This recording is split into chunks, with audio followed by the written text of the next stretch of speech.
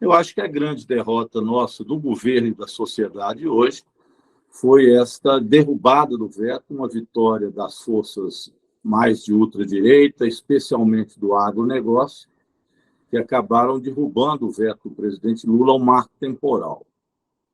Isso significa uma maior facilidade para que as matas sejam de novo derrubadas, que o meio ambiente seja dilapidado e que as terras indígenas sejam invadidas, porque não existe mais, ou existe um marco em que apenas a partir daquilo as terras indígenas podem estar demarcadas. A partir dessa data para trás, não, especialmente a data da Constituição. Então, aquelas terras indígenas que precisam serem demarcadas e que já eram terras indígenas antes da promulgação da Constituição, não poderão, então, serem mais demarcadas. Então, isso, com certeza, vai facilitar o desmatamento e a política do agronegócio. Agora, a notícia boa nesse aspecto é no sentido de que nós ainda vamos entrar no Supremo Tribunal Federal. O Supremo já tinha considerado inconstitucional o marco temporal. Então, essa lei é sobre a mesma Constituição. Então, o mais provável é que, entrando o Partido dos Trabalhadores e outros partidos aliados, nós vamos conseguir derrubar essa lei que foi, infelizmente, hoje instalada a partir da derrota, né, do veto do presidente Lula. O presidente vetou exatamente pelo cuidado que se tem que ter com a questão ambiental, em especial em épocas que vivemos agora, onde o aquecimento global é uma realidade. Quem não acredita nisso são os negacionistas, mesmo com todos os sintomas, né, de chuvas torrenciais por hora, ondas de calor enormes, degelo. Então, é realmente lamentável a atitude que teve esse agronegócio mais fascista no Brasil e a maioria conservadora do Congresso. Agora, na sessão do Congresso, também houve uma outra derrota do governo que diz respeito à desoneração da folha de pagamento de alguns setores do empresariado. E, com isso, o governo deixa de arrecadar aí em torno de 40 bilhões, o que é um recurso grande, e que, desonerando a folha, esses empresários pagam, portanto, menos impostos. São empresários de determinados setores. O que se fez foi estender esse prazo, essa vantagem, essa vantagem que eles tinham, né? Esse privilégio que eles tinham de pagamento de menos impostos nesses setores. Então, isso dará ao governo uma margem menor de arrecadação, que nós vamos ter que compensar de outros lados. Agora, tivemos também aprovações importantes do ponto de vista do orçamento, da Lei de Diretriz Orçamentária, que garantem ao governo, para o ano que vem, recursos para que a gente possa prosseguir nos nossos programas sociais, principalmente. Então, mesmo no dia de ontem, nós garantimos, por exemplo, no programa que nós chamamos de Bolsa Escola e Poupança Escola, que é a permanência do estudante do ensino médio, para que não haja evasão, que ele receba uma bolsa mensal e, ao final dos 3 anos de estudo, ele possa retirar um outro que também é depositado mensalmente. Então, esse projeto aprovado da permanência é muito importante.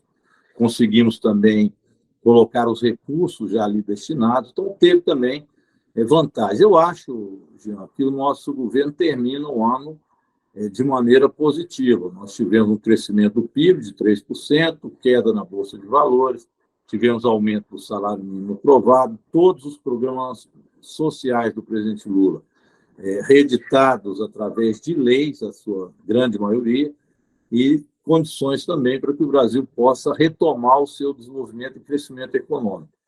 Também garantimos o processo democrático no Brasil, depois de uma tentativa golpista. Terminamos uma comissão parlamentar mista de inquérito, que também fez o indiciamento, a proposta de indiciamento do ex-presidente Jair Bolsonaro. O governo, no dia de ontem, aprovou também um nome muito especial no Supremo Tribunal Federal, que é do ministro Dino, que com certeza será mais um defensor do processo democrático e que vai fazer com que as punições àqueles que tentaram golpe no 8 de janeiro se efetivem de maneira mais célere e também com rigor que a lei exige. Então, acho que o governo termina o ano, apesar da correlação de forças desfavorável no Congresso Nacional, com a aprovação dos seus principais projetos. Eu acho que a indicação do presidente Lula, em especial no nome do ministro Dino, foi uma resposta que o presidente deu à necessidade da luta democrática, a primazia pela preservação do sistema democrático brasileiro.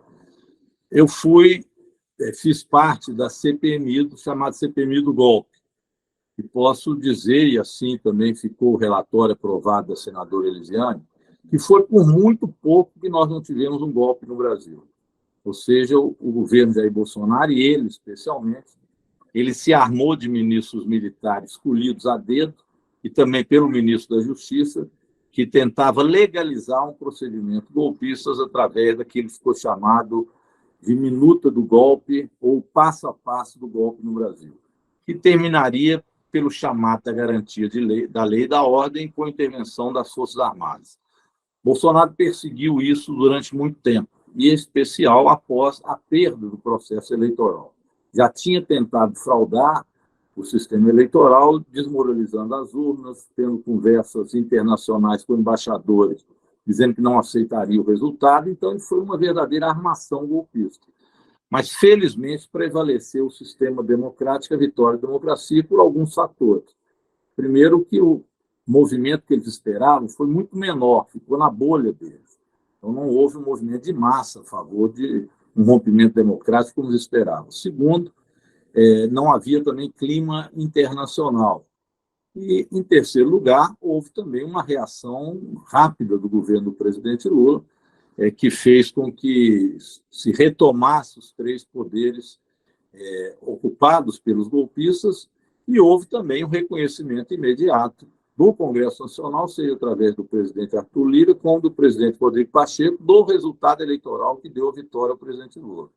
Então, com isso, garantiu-se o sistema democrático brasileiro. Mas é óbvio que o bolsonarismo continua, seja através de fake news ou de ofensas aos poderes, etc., buscando fragilizar o sistema democrático e, a todo momento, instando a golpes e a regimes autoritários. Então, fortalecer o Supremo Tribunal Federal com um nome como o do ministro Dino foi um passo importante que o presidente Lula quis dizer para a sociedade que ele não brinca com o processo democrático, que isso tem que ser uma garantia real. Eu acho que a indicação do Procurador-Geral da República, PGR, também veio nesse sentido. Ele foi o adjunto da Procuradoria que assinou a petição responsável por tornar inelegível o presidente Jair Bolsonaro no fato que eu mencionei em relação à reunião com os embaixadores. Ele era o procurador-geral que deu o parecer. Então, o Gonê tem essa também luta pelo processo democrático, embora haja críticas a ele por posturas que nós, da esquerda, consideramos muito conservadoras. Mas, no ponto de vista do regime democrático, parece que há uma segurança de que ele não vai barrar os processos e, nesse sentido, passar a mão na cabeça dos golpistas. Então, eu vejo com muita importância a aprovação dos dois nomes ontem, né? A garantia de que nós teremos forças democráticas atuando com muita presteza e com a força muito grande. Acho que o ministro Dino é muito forte e entra forte no Supremo Tribunal Federal.